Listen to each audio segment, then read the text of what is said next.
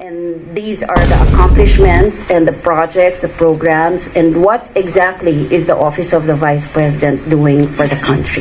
Instructions are, number one, I am not an attack dog. Magandang araw po sa inyo lahat. Reaction ng PH nagbabalik. Napakaganda ho ng pag-uusapan natin ngayon mga kapatid. Walang iba ang magiging spokesperson ni VP Sara. Ito na nga po ang dating executive ng DTI ay si Miss Ruth Castelo. Mga kabit, sa ating hindi inaasahan, alam naman po natin nakagustuhan din natin maging spokesperson si Madam Rowena Guanzon. Pero sa ating pinalad mga kabit, ito po ang pinili ni VP Sara, si Miss Ruth Castelo. Kaya mga update, sinabi niya ho dito na hindi siya attack dog. Kaya maganda ito mga update. Kung makakabalagbagan ito si Kler Butangera Castro. Ayan mga update, alam naman po natin na itong si Kler Castro, Butangera. Mukhang makikita na niya ang harap niya. Ayan mga update, ang magiging ang spokesperson ni VP Sara. Kaya mga kapatid, pakinggan ho natin ang magiging pahayag niya. A former Undersecretary of the Trade Department vows she will not be an attack dog as she takes on the role of spokesperson of the Office of the Vice President. Katrina Domingo now joins us on the line. Details on this story. Kat, hi, go ahead. Hi, Stanley. Former Trade Undersecretary Ruth Castelo will now work as the new spokesperson of the Office of the Vice President months after she first applied for any position in the OVP in early 2025 after her exit from the Department of Trade and Industry, which placed her on a floating status after a controversial raid in a Davao-based steel company. Castelo says the marching orders of Vice President Sara Duterte were clear that she will not serve as the agency's attack dog. Let's listen to her statement. My purpose of being here, including, the first day is today, is to actually highlight all the accomplishments of the Office of the Vice President. You would see that, yes, the Vice President is the second highest leader in the country, and she would have similar obligations to the people as the President. And that is what we're going to do here, because the Office of the Vice President for the last 3 years has been performing and delivering basic services to the people. But we would need to give more emphasis, and so that everyone in the country or the public in general would know. Here, as spokesperson for the Office of the Vice President, I am not here to sling any mud to anyone. And my marching order actually from the Vice President is to be forthright in the message that I will need to convey. And these are the accomplishments and the projects, the programs, and what exactly is the Office of the Vice President doing for the country. Instructions are, number one, I am not an attack dog. So, not being an attack dog, I will not go on the offensive. I will just report. I'll be straightforward, report on what message the Office of the Vice President needs.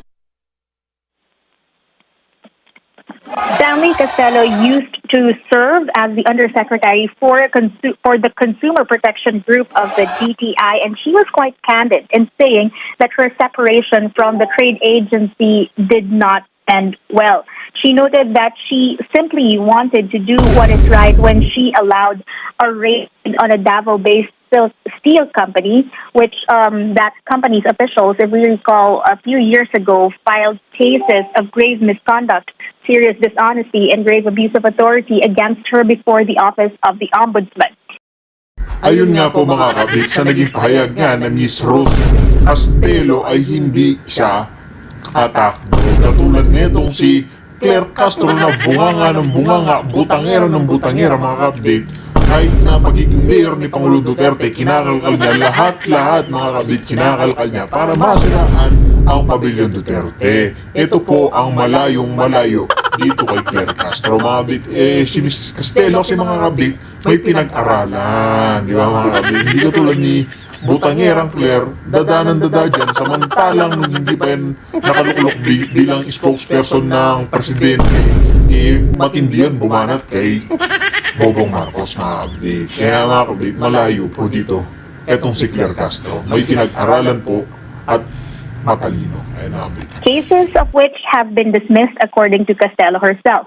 Stanley, the same steel company that filed charges against Castelo sought for her disbarment in 2023, but she has yet to receive a notice if the Supreme Court or the IBP has already acted on that petition. Stanley Castelo is a lawyer by profession and used to anchor the DTI's consumer education radio program Consumer at Iba Pa.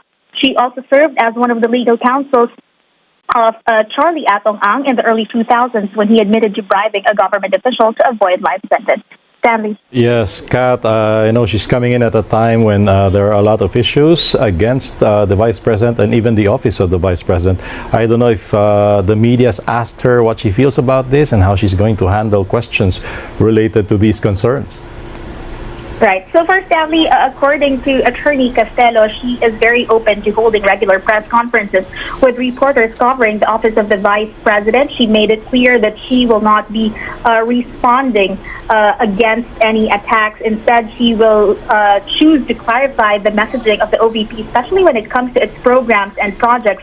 She underscored that despite having a meager budget in 2025, the OVP has still been delivering various services to the public. Programs which need to be highlighted, thus her new capacity as spokesperson of the agency. Stanley asked for questions with regard to the Vice President's impeachment case, as well as matters involving former President Rodrigo Duterte's case before the ICC. Those matters will have to be dealt with by other spokespersons and lawyers. For the impeachment, it will still be Attorney Michael Poa, while matters of the ICC, there's no particular spokesperson for that, as the Vice President has been answering questions about those issues herself. Stanley. All right, Katrina Domingo, thank you so much for the update. Calls mount for the Philippines senators to curb their biases while sitting as judges in the impeachment case of Vice President Sara Duterte. The senators are being urged to avoid any perception of having prejudiced the case, which a former Senate president had branded as a witch hunt. Vivian Gulia reports. Several House lawmakers, including an impeachment prosecutor, slammed Senator Juan Miguel Zubiri's comments about the impeachment case of Vice President Sara Duterte. They believe it's conduct unbecoming of a senator judge in the impeachment court to brand the impeachment proceedings as a witch hunt meant to remove the Vice President from the 2028 presidential race. Hindi dapat nanggagaling yon sa isang senator judge who are expected to receive the evidence with impartiality and to treat the impeachment as a constitutional process. Parang publicly ay may hatol na siya sa merits ng impeachment complaint, no? Dahil pag sinabi mong witch hunt, ibig sabihin nun, tingin mo walang batayan. Yung inaapi yung opisyal ng walang batayan. Panawagan natin sa Senado, no? Tama na yung delaying tactics na yan. Simulan na natin yung paglilitis para malaman natin kung saan napunta ang pera ng taong bayan. This call to start the trial was echoed by the Catholic Bishops' Conference of the Philippines, which has expressed concern over the supposed inaction of the Senate. In a pastoral letter, the bishops say they are disturbed by the delay in the Senate to proceed with the impeachment process. The CBCP points out impeachment remains a legitimate democratic mechanism for transparency and accountability in governance. The latest Social Weather Station survey also showed that about 44% of the respondents believe the Senate is dragging its feet on the impeachment case, while 25% of respondents have an opposite view. Despite this perception, respondents disagree with the impeachment complaint. 32% agree, while 18% are undecided. The survey was taken from June 25th to 29th. House members insist there is sufficient basis for the lower chamber's move to elevate the verified impeachment complaint against Duterte to the Senate. Among the allegations against her is the supposed misuse of confidential funds, which the Vice President has denied. We should limit what we say to the public, especially how we prejudge the impeachment as well as the coming evidence during the trial. Nakita naman ho natin mga pangalan, nakita ho natin si Mary Grace Piatos, nakita ho natin lahat ng makakaibang pangalan na hindi ho nag-exist sa ating pong Philippine Statistics Office, walang birth certificate, walang marriage certificate, walang death certificate. So, hindi ko alam kung ano ho yung batayan po na witch hunt. Sought for comment on Zubiri's allegation, Duterte has this to say. Witch hunt? Well, obvious naman. Zubiri, however, clarified, unlike those who are calling for the outright dismissal of the case, he wants the trial to proceed to hear the evidence. But Malacanang reminds senator judges to refrain from displaying their biases on the impeachment proceedings against Vice President Sara Duterte. Unang-una, witch hunt ang sinasabi nila tungkol sa impeachment trial, ni hindi pa nga po nakakapag-start ng trial. So parang isang judge na nagsabing hindi na siya guilty, habang hindi pa dinidinig ang anumang ebidensya. Asked whether the palace believes senator judges who have shown bias should inhibit themselves from the impeachment trial, Castro answered in the negative, noting that they should instead be transparent with their actions in matters of public interest. Vivian Gulia, ABS-CBN News. Moving on, the Philippine government is committed to improving the country's healthcare system. That assurance coming from President Ferdinand Marcos Jr. as he led a turnover of 387 patient transport vehicles to select local government units in Luzon in a ceremony at the Quirino Grandstand in Manila earlier today. The turnover of PTVs is part of the Medical Transport Vehicle Donation Program of the PCSO, which seeks to provide much-needed medical transport vehicles to LGUs and hospitals. According to Malacanang, each vehicle is equipped with essential medical tools, including a stretcher, oxygen tank, blood pressure monitor, and other supplies to ensure safe and timely transport of patients. Mr. Marcos says, aside from the provision of the PTVs, the government has also established regional specialty hospitals and ambulatory service centers for patients needing immediate medical attention without being confined in a hospital. The Philippine Supreme Court vows a thorough probe of the alleged influence on judges by a person linked to the disappearance of dozens of cockfight gamers. Michael Deliso reports. The Supreme Court confirms it has received initial information from the Department of Justice that an individual involved in the missing Sabongeros case may be exerting influence over judges and justices. In a statement, the High Court said it treats all allegations with utmost seriousness and will conduct an independent and thorough investigation on the matter. The SC also reiterated its policy of accepting and acting on credible reports of corruption, including those coming from government officials like the Secretary of Justice. Whistleblower Julie Patidongan earlier alleged that some members of the judiciary were involved in the case, fixing to clear businessman Charlie Atong Ang of any involvement in the disappearance of the cockfight aficionados. The Justice Department, for its part, says they are preparing murder charges in connection with the missing Sabongeros case. We're looking at everything by the day, and at the same time, in conference din yung ating lawyers about the cases that are being evaluated for filing. From kidnapping to international humanitarian law, these are considered the probable cases that we will be filing together with the murder and other cases that have to be filed against the perpetrators. These are additional charges that could be filed against the security guards of the cockfight arenas in Manila and Laguna, which include Patidongan. According to Remulla, a big group is involved in the missing cockfight gamers given the huge revenues generated by online sabong. Hindi lang siya Alpha Group eh. Meron pa raw siya hanggang Delta Group eh. Charlie Group, Delta Group, Bravo Group. Tiered lang siya according to the income stream that they all receive out of this e-sabong industry. Grabe to, corporate to. Corporate killing. The Justice Secretary also reveals they have identified the individual behind the fish pond in Taal Lake where the Sabongeros were allegedly dumped. Hinahanap na yan o nahanap na, basta meron ng assigned to do that. Involved lang sa subcontracting ng disposition ng persons to be killed. Buhay pa yung mga tao, dinadala sa kanila, doon na yata pinapatay ang mga karamihan dyan. Grabe to. It's a very ghastly It's a very ghastly scene that we can imagine. The Philippine National Police, for its part, says they are actively looking at other information and evidence that could back Patidongan's claims.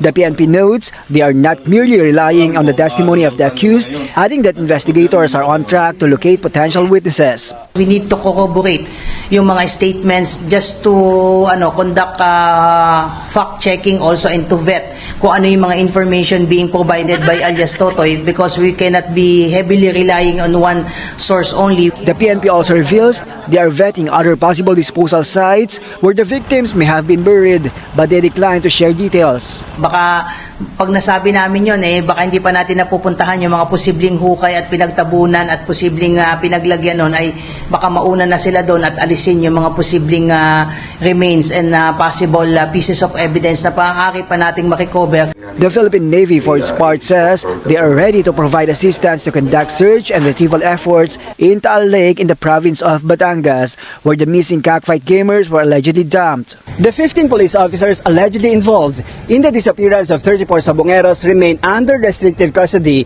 here at Camp Crame. The PNP expects to complete the administrative case against them before the week ends. Michael Delizo, ABS-CBN News.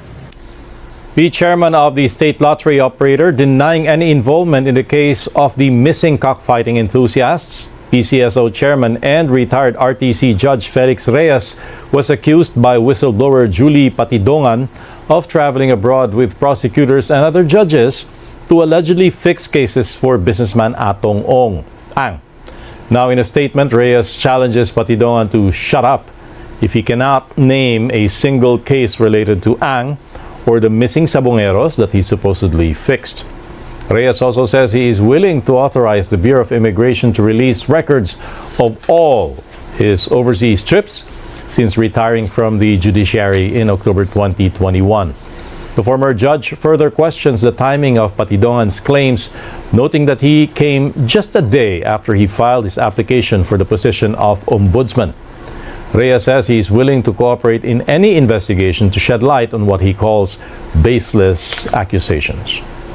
The camp of actress Gretchen Barreto also firmly denying any involvement in the case of the missing cockfighting enthusiasts. This comes after whistleblower Julie Patidongan, also known as Totoy, claimed that Barreto, an alleged Alpha member, voted to kidnap and kill the missing Sabongeros. Barreto's lawyer, attorney Alma Malyonga, calls the accusation absurd. She says it was merely meant to sensationalize the case. Just mentioned a meeting, not identifying who were there, were supposedly the matter of voting on carrying out the plan on the killings were discussed. And then later on, he further embellished that by saying, oh, bigla na lang ngayon, nagtaas raw ng kamay. My reaction, it's so ridiculous. Napaka-absurd. Saan ka naman nakakita ng isang criminal conspiracy kung saan lahat ng mga kasama supposedly ay nandun sa isang meeting, dinidiscuss mo openly yung pagpatay, tapos magbobotohan pa kayo, may showing of hands. So, it's ridiculous. It's so absurd. Hindi siya makatotohanan. It's illogical.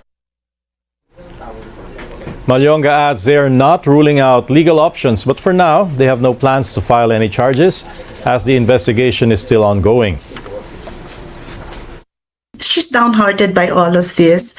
And I think her filing any case now is not very helpful within the context of people already having made up their minds. Okay. And filing a complaint is an arduous process in and by itself. Kaya ako lumalabas, it's just to appeal to those who are listening to this case to be more discerning. Pakinggan nyo kung anong sinasabi. Ang katotohanan ay nandoon sa kanyang sinasabi. At ang katotohanan na iyon ay this is pure speculation, malisyosong pantasya.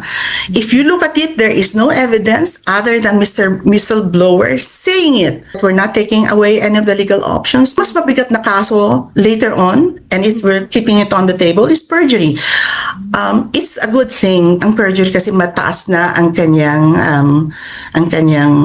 penalty.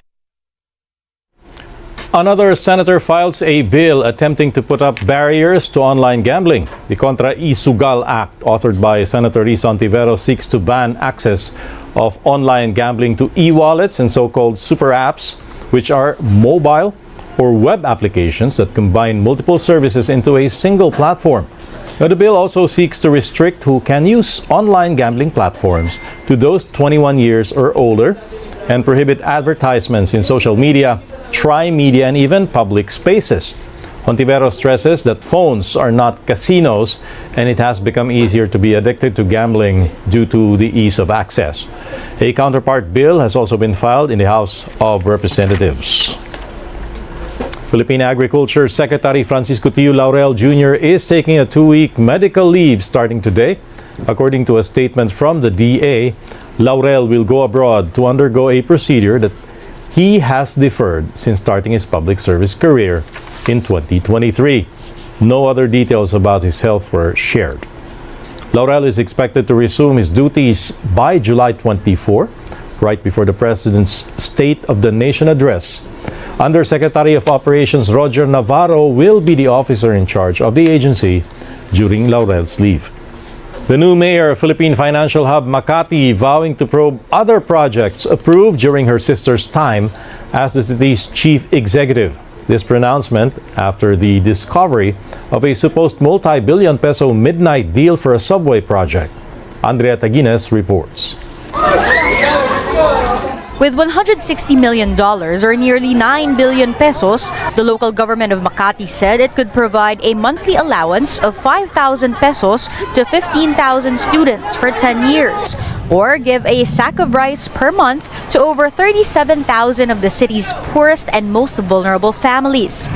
The administration, under the leadership of newly elected Mayor Nancy Binay, said it could think of a dozen other meaningful ways to spend that money instead of paying the 8.96 billion peso settlement agreement entered into by her sister, former Mayor Abby Binay, with the contractor of the now shelved Makati subway project, Philippine Infradev Holdings Inc. So before it gets approved by the Singapore International Arbitration Center, the city's legal officer announced on Tuesday their plan to file a motion to withdraw from the deal. The previous administration supposedly guaranteed that there are appropriate budgetary allocations for the settlement amount, but upon checking with the city's budget department, there was none. We only have 8.4 billion pesos approved budget. So this is for all city-related expenses, such as salaries of employees and payment of social services. Former Mayor Abby Binay earlier insisted that there were sufficient funds to settle the row, citing the strong financial standing of the city government when she stepped down from office. She said they only need to pass a supplemental budget. But according to Mayor Nancy's transition team, yung asset kung may property yung Makati, meron sa meron. Diba? At ang tanong, kailangan ko ba ibenta yung property para bayaran to? Kung ano ba property ng Makati? Health centers, barangay halls, city hall. Bibenta ko lahat yan para mabayaran to. Lim said they also plan to form a fact-finding committee that will look into possible anomalies in the subway project and what Infradev had already accomplished to warrant such a big claim. Although he admits it's been quite a challenge. The documents we have on the subway team is really isang karton lang. Maliit lang. Ang laman lang, kontrata, annexes, appraisal, ganun.